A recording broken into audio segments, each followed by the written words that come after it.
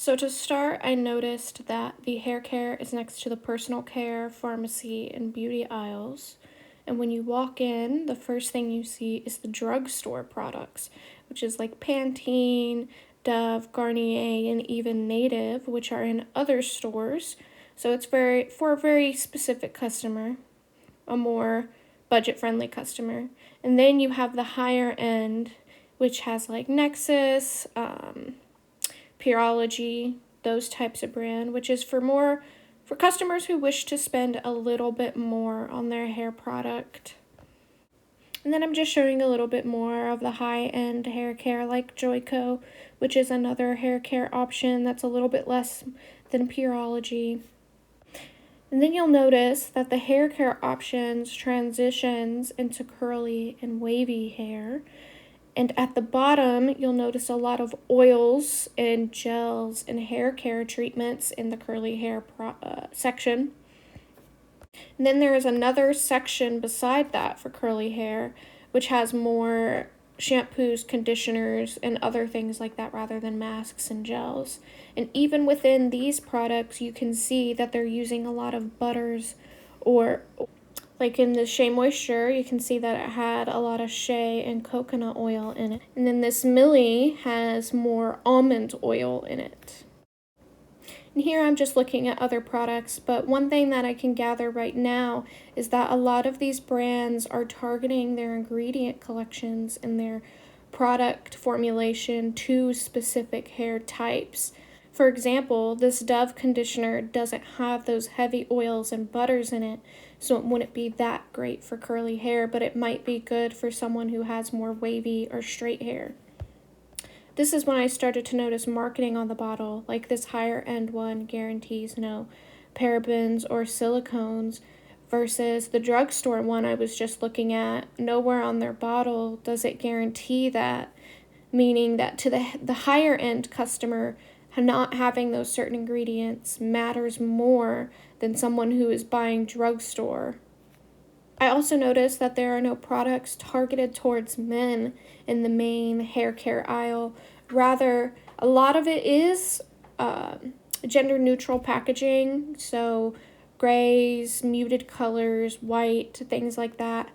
But there are still some product in there that would be considered more feminine marketing, like those with the flowers on them, or more colorful packaging. And then on the curly hair product, you can tell who it's marketing towards because it literally puts curly hair on the product or has curl in the name of the product. But one thing that I noticed was that there's a lot of women on the package, like in the Millie or Camille Rose products. There are women on the packaging, which isn't a surprise to me considering that this hair care aisle is right next to the makeup and beauty aisle, almost positioning it in the store as a feminine thing to do to care for your hair rather than a hygiene thing, which it's right next to the body washes as well. And here you can see more women on the packaging, there's pink packaging, and more vivid coloring of the packaging.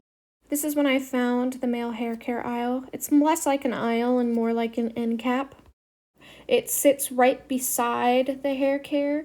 As you'll see that it follows the same theme as the mainstream hair care, where the packaging isn't that vivid unless it's Old Spice, but even on Old Spice, it has more masculine names like Bear Glove or Kraken or something like that. So kind of positioning itself away from being feminine and catering more towards a male audience. And this is when I noticed that a lot of the product for men has men written on it to make sure that you know that it's for men rather than for women.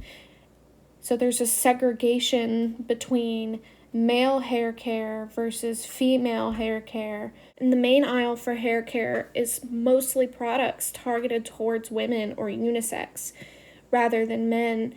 It's positioning within society that hair care is something women care about rather than men. And here I notice there's a lower end curly hair product versus what's in the mainstream area. And in the mainstream ingredients, there is a focus on, especially in the Shea Moisture line, there is a focus on fair trade shea butter, which is not prevalent in any of the other products at all. I went into this project with the objective of seeing how companies market their product to different hair types, which can be shown through their formulation and ingredient selection, but I came out with the observation that gender is a big factor as well. Hair care is a feminine activity, and men are segregated from the main hair care products both in packaging and store layout. Hair care for men makes it acutely aware that it is for men by product names and saying it's for men on the product, while the main hair care aisle uses women to market its product and sits next to the beauty/makeup aisle.